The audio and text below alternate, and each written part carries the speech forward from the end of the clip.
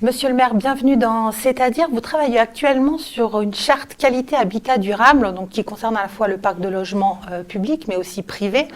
Alors, c'est quoi et à quoi ça va servir?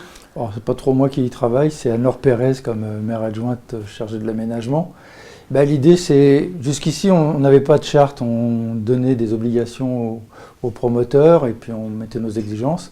Et l'idée, c'est plutôt de mettre ça sous une forme écrite et de pouvoir en débattre aussi avec les habitants. C'est ce qu'on a fait avant les vacances, en débattant avec les habitants sur ce qu'ils souhaitent le mieux pour l'habitat. C'est quelque chose d'important parce que la crise de la Covid a montré que l'habitation était quand même quelque chose de fortement important. Pourquoi ça n'existait pas avant, en fait? Alors avant, on n'avait pas mis ça sous une forme écrite, mais on avait autant d'exigences que les villes, voire plus des fois que les villes qui avaient une charte promoteur.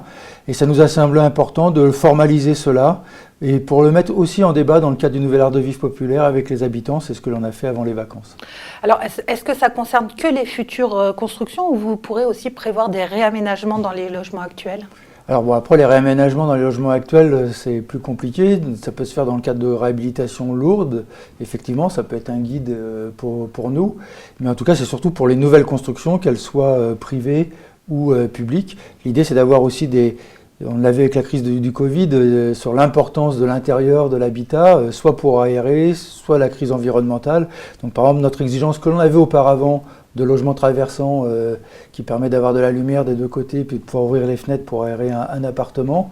Mais c'est aussi sur la taille des logements puisqu'on s'est aperçu à l'échelle nationale qu'on avait perdu près de 15 mètres carrés sur des F4 en logement tellement ils ont réduit. Donc il s'agit maintenant de revoir un peu la taille des logements. Vous allez donc prévoir des logements plus grands? On travaille, déjà si vous comparez les logements de Gennevilliers avec les logements d'ailleurs, ou les logements d'ailleurs du public par rapport au privé, ils sont plus grands. C'est une question importante pour nous. Il faudrait d'ailleurs que plus de subventions pour le public, d'ailleurs, pour nous permettre de revenir à des normes de logement beaucoup plus spacieux que ce qui se construit aujourd'hui. Il y a aussi une question financière, c'est-à-dire que la charte qu'on a engagée, on a commencé à y travailler il y a 6 mois.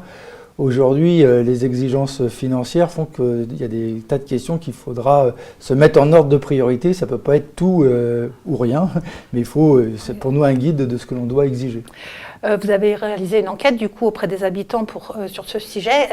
Quels sont leurs retours, quels sont leurs souhaits finalement pour la plupart? Vous avez déjà fait un bilan? Oui, alors de mémoire, parce que donc dans les principaux souhaits, c'est d'avoir un environnement plutôt de verdure.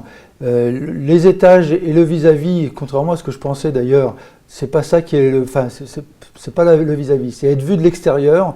Une très grande majorité se disent pas gênés d'être vus par l'extérieur. Ce qui est un peu étonnant des fois, parce que quand on voit les paravents que certains mettent, on peut s'étonner de ce type de réponse, mais c'est plutôt bien parce que ça permet de construire aussi en rez-de-chaussée, ce qu'on essayait d'éviter ces derniers temps. Oui, parce qu'il y aura moins de lumière quand même en rez-de-chaussée. C'est moins la question de la lumière, parce que ça dépend ce que vous avez en face, bien entendu, mais en général, même en rez-de-chaussée, il y a de la lumière, mais c'est surtout le vis-à-vis de la rue qui est souvent contesté et difficile à engager. Encore qu'il y a des personnes qui nous demandent du rez-de-chaussée aussi parce qu'ils ont un problème de mobilité ou autre, ou ils ont peur dans les ascenseurs. Donc bon, c'est toujours compliqué de contenter tout le monde, mais en tout cas, c'est un des premiers éléments. Il y a aussi l'environnement d'avoir plutôt monté, pas trop haut, mais de pouvoir monter pour dégager des espaces verts autour. C'est aussi une des demandes.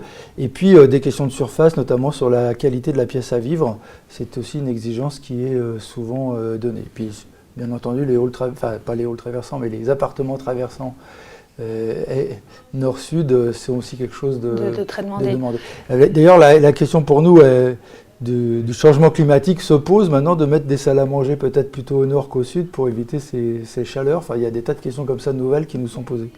Et du coup, au niveau de la taille des logements, là vous parliez des F4, mais est-ce que du coup vous allez peut-être construire moins de studios, plus de F2 en fonction des demandes? Comment ça se... Si on réalise en fonction des demandes, d'abord il y a une pénurie, quelle que soit la taille du logement, mais ce qui augmente en demande, c'est plutôt des petits logements, notamment F2.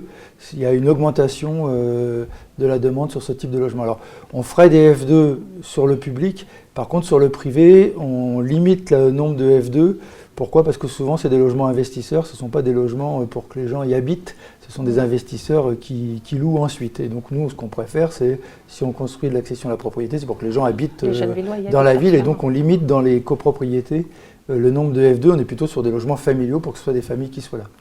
Alors, vous l'avez dit, vous ne pourrez pas satisfaire tout le monde. Comment est-ce que vous allez statuer? Au fur et à mesure des contraintes économiques, hein, c'est aussi quelque chose. On adopte la charte avec nos exigences. Et par exemple, là, il y a des contraintes économiques sur tel ou tel matériel ou matériaux. On ne prendra pas ça, mais on fera plus sur un autre champ. Ce qu'il y a de sûr, c'est qu'il faut faire beaucoup plus fort sur les ambitions énergétiques, c'est-à-dire de faire en sorte qu'on ait des bâtiments qui dépensent le moins d'énergie possible, et puis avec des pièces à vivre les plus importantes possibles.